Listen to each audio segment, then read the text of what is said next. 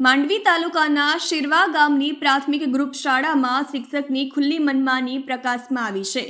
Nita D Patel નામની શિક્ષક છેલ્લા 3 વર્ષથી અવારનવાર ગેરહાજર રહે છે.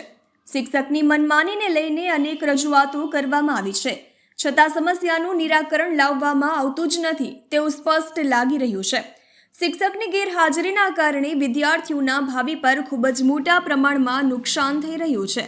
ત્યારે માત્ર શાળા નહીં પરંતુ પોતાનો બગીચો હોય તે મન ફાવે એમ આવે છે. આ સંદર્ભે જિલ્લા કેળવણી નિરીક્ષક, તાલુકા પ્રાથમિક શિક્ષણ અધિકારી અને જિલ્લા પ્રાથમિક શિક્ષણ અધિકારીએ નોટિસ પાઠવ્યા છતાં શિક્ષકમાં કોઈ જ સુધારો આવ્યો નથી.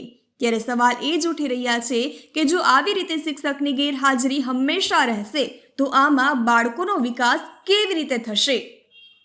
જી live news reporter bureau chief Sanjay Gohil, Kutch.